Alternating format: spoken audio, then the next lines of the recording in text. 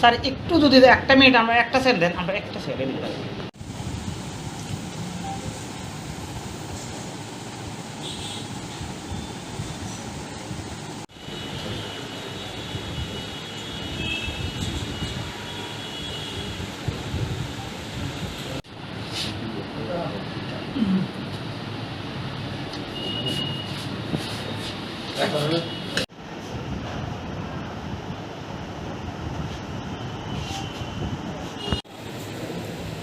তুমি তো কমার্শিয়ালের কাজ আগে করে নিয়েছো।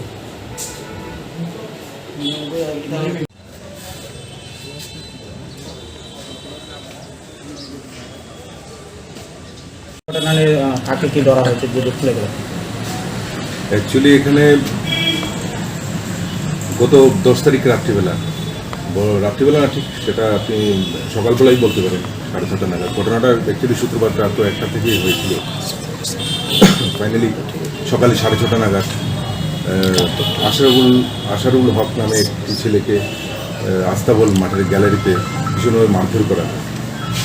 সেই অনুযায়ী এই একটি ভিডিও আবার ভাইরালও হয় এবং সেটা দেখে মানে সেটা সত্যি মানে একটা মর্মান্তিক ঘটনার মধ্যে লেগেছে আমাদের কাছে। তো সাথে সাথে আমরাও এটার খোঁজখবর নিতে থাকি এবং ওসি রানা চ্যাটার্জি সেটা নিয়ে আলাদাভাবে একটা ইনকোয়ারি শুরু করি।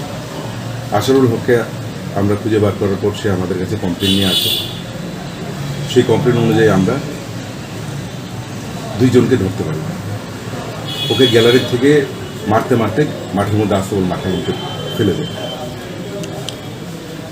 তো আমাদের একটা আলাদা একটা সুপারভিশন ছিল, যারা ব্যাড ক্যারেক্টার বা যারা আমাদের মানে যাদের নাম আমাদের খাতায় লিপিবদ্ধ করা আছে অ্যান্টি সোশিয়াল হিসেবে বা সমাজদ্রোহী হিসেবে, এই পুজোর সময়টাতে আমরা অনেকেই অ্যারেস্ট করে রেখেছি। তাছাড়া কিছু যারা বাইরে ছিল তাদের প্রতি আমাদের একটা আলাদা সুপারভিশন ছিল। তো এর মধ্যে থেকে আমরা এদের 2 জনকে আমরা শনাক্ত করতে পেরেছি এবং এদেরকে আমরা আজকে কোর্টে প্রেরণ করব এবং আগামী দিনে যাতে এই ধরনের ঘটনা কেউ করার সাহস না পায় সেটা একটা দৃষ্টান্তের মতো রাখলাম।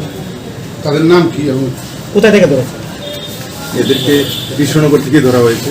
একজনের নাম হচ্ছে শানু চৌধুরী, আরেকজনের নাম হচ্ছে রানাদীপ বিশ্বাস। কী কারণে কেন মারা হয়েছে সে বিষয়ে কিছু? তাদের আগে থেকে কিছু পরিচিতি ছিল কিন্তু সেটাকে হিংস্রতায় পরিণত হয়। সেটা এমন হিংস্রতা, সেটা আপনারা হয়তো ভিডিওটা দেখেছেন, দেখলে বুঝবেন যে একটা হিংস্রতার একটা সীমারেখা আছে। তো এদের বিরুদ্ধে সমস্ত ধারা প্রয়োগ করে এদেরকে আজকে আমরা কোর্টে প্রেরণ করছি এবং ওদের সঙ্গে যারা ছিল বা সবগুলি আমরা নাম বার করতে পেরেছি, বাকিগুলি আমরা একসঙ্গে। যাকে মারা হয়েছে তার অবস্থা কিরকম? সে এখন চিকিৎসাধীন আছে। ম্যাক্সিমাম ছেলেরা দেখা গেল অনেকগুলো ছেলে, তারা করে কি এমনিতে, এবং যাকে অ্যারেস্ট করেছেন তারা কি করে? সবাই সব পড়াশোনা, কেউ কলেজে, কেউ মানে সব পড়াশোনা নিয়ে আছে, কিন্তু কতটুকু পড়াশোনা করছে সেটা এখন দেখার বিষয়। এই ঘটনা এদের অ্যাক্টিভিটিতে মনে হয় এরা পড়াশোনার দিকে মনোযোগটা একদমই নেই, এদের বোঝা যায়। প্রত্যেক দিন সন্ধ্যায় এই এলাকাগুলির মধ্যে বা বিশেষ করে স্বামী বিবেকানন্দর যে সিঁড়িগুলি রয়েছে, একটা যুব সমাজ, একটা আড্ডা বা একটা নেশার আসর জমায়, সেই পুলিশ কি আপনি লক্ষ্য করে দেখুন, আমরা প্রত্যেক দিন এই আস্তাবল ময়দান থেকে মানে বিবেকানন্দ স্টেডিয়াম থেকে অ্যাভারেজ 5 জনকে তো আমরা অ্যারেস্ট করি অ্যাভারেজ।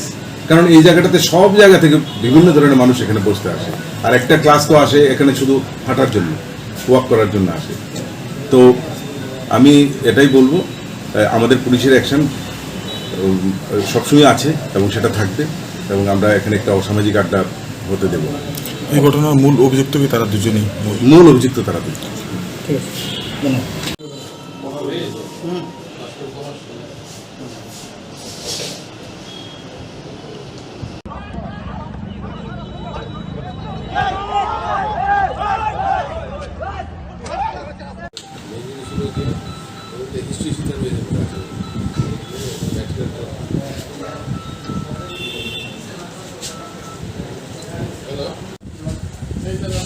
লগে দেন